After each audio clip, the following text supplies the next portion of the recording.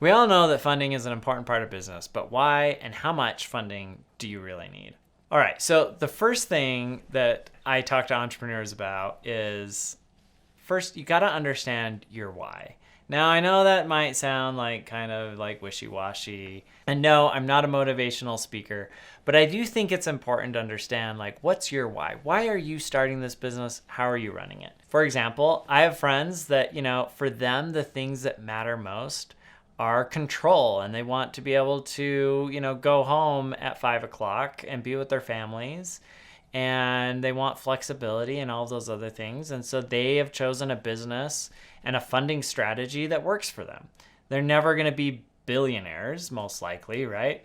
And if they do, it's going to take them like 40 years to get there. But on the flip side, they're going to have like a great lifestyle. And so their why is going to be very different than somebody else's that wants to build a rocket ship to the moon, and where they're driven by money and ego and fame and success. And those aren't bad motivations, honestly. Like whatever, in many cases, whatever it takes for you to get there can be a good motivator. And then I know people that are somewhere in the middle, right? They want to raise a little bit of money. They want to grow like a nice, healthy sized business and sell it. And then they want to retire on the beach and call it good. There are a lot of different motivations, but I think the first thing you have to understand is like, what's your why? Why are you running this business? What's the outcome you want? What's the lifestyle you want? Because if you're building a rocket ship to the moon, man, it is going to absorb your entire life. And it will be really hard to differentiate between like personal and business life.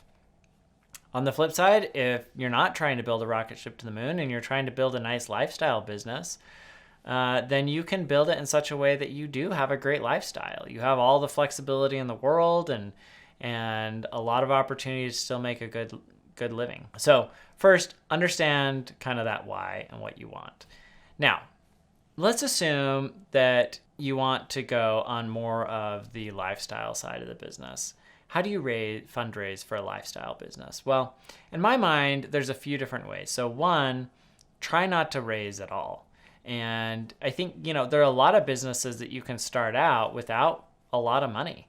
A lot of e-commerce businesses don't start out with a lot of money, right? They start out with enough where somebody, they get some initial products off the ground. I've got friends that have raised money on Kickstarter to start their e-commerce businesses. I've got other friends that have like used pre-sales to start their e-commerce businesses. I know other people that have just started out with one product.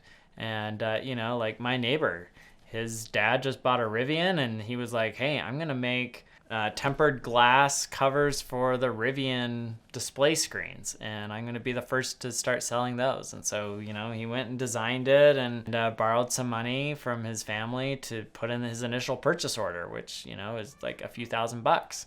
So you can get started with a relatively small amount, and maybe it's, you have your part-time job and it's a side hustle, and you use your job to help fund your side hustle until your side hustle starts gaining enough ground to really take off. That's a totally legitimate and very, very common way to fundraise for a lifestyle business. Once you get a little more traction, then you can start looking at some alternatives. So maybe you mortgage your house and pull some money out from that. Maybe you take on some credit cards. Maybe you go and talk to your bank and apply for an SBA loan where it's a lot easier to get an SBA loan, and, you do have to put down a personal guarantee, but the rates are pretty reasonable and can provide some really, helpful capital as you grow your business. So, a lot of different ways to start and grow a lifestyle business. Generally, I would recommend not taking on too much debt because, the more debt you take on, the harder it is to control your own destiny, right? And if things go south, you're in a tough spot because you got to pay back that money. But the flip side is like debt that's appropriately used can be a real catalyst for growing your business and helping you achieve interesting things. So don't be afraid of debt, just use it appropriately. Don't borrow too much, and always have enough buffer that you can cover your expenses. Now, look, there's some pros and cons of having a lifestyle business. One of the pros is that you do have that control over the company typically because you haven't raised outside funding. You don't have investors breathing down your throat to build this into a really successful business. As typically the largest or only or one of the largest investors, you have a lot of control over your lifestyle and your schedule. So one of the things that I love about being a venture capitalist is I basically run a lifestyle business. My partner and I, we're not a very scalable entity, but we've built the business in such a way that we were effectively profitable the very first day that we started, because we were able to get investors to commit to our fund, and then use some of the fees that we charged off of that to basically be profitable on our first day. And that's given me flexibility where if I want to take off in the middle of the day and go to my daughter's concert or, class and see her perform or whatever, I can do that. The flip side is, as an entrepreneur, and this is the same for all entrepreneurs, there's some nights where I'm working late. And that's fine, but I can kind of dictate my own schedule and have control there, which is really nice over being an employee, for example. But look, the downsides are there too. As I think about my business and the lifestyle aspects of it, right? Like they joke venture capital is the get rich slow scheme, because you make a ton of investments. Some of them will pan off, but it's going to take a long time for them to really be successful, and all the rest will probably fail relatively quickly. And so, it just takes a long time of, you're just kind of building and building and building, and eventually, you do all right. And don't get me wrong, I think most venture capitalists have a really good lifestyle, but it's very different from hey, I'm going to spend the next 10 years going from zero to $1 billion company.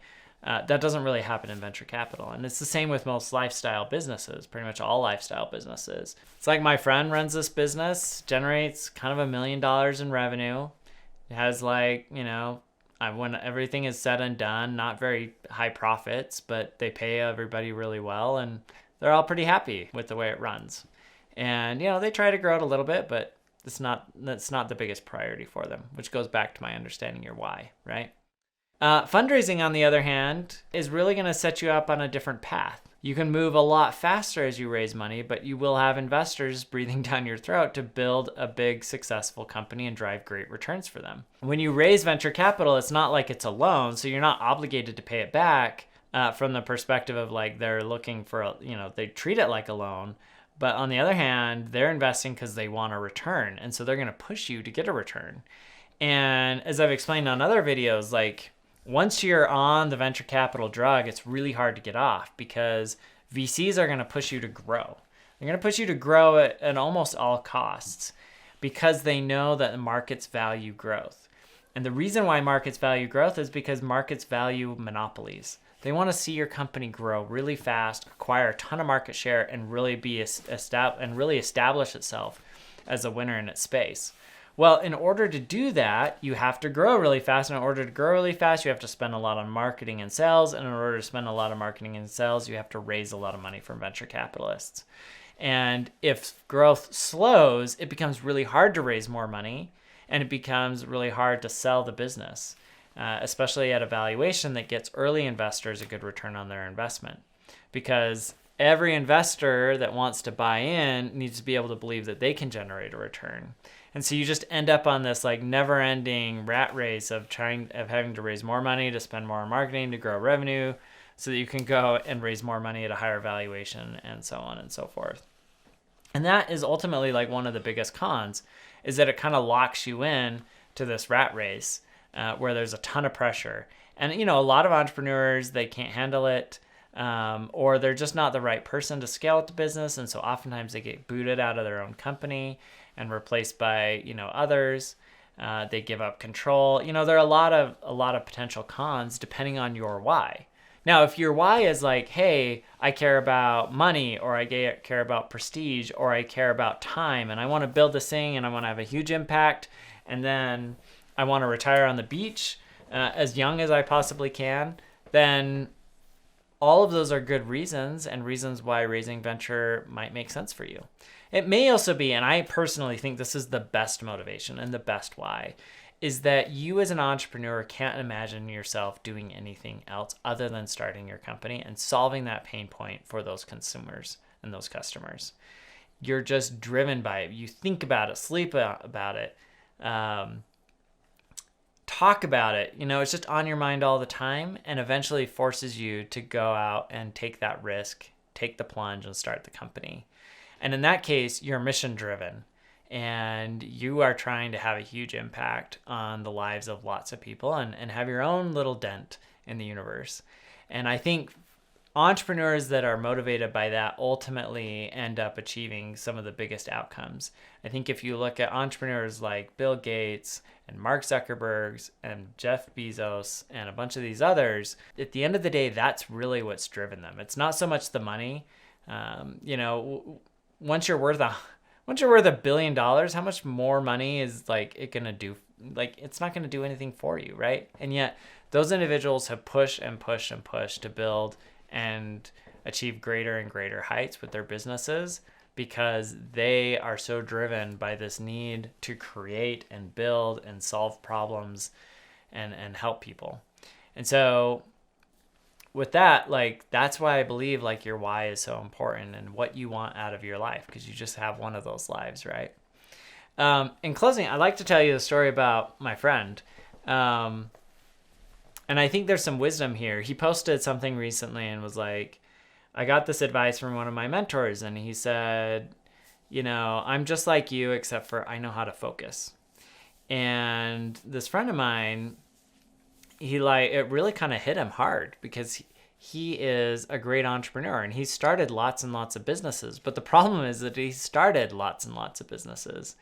And so to a certain extent, his why, whether he realizes it or not, his why was he just likes creating, but he doesn't like executing. And what that's meant is that he's built a lot of kind of mediocre businesses, frankly, that haven't been super successful.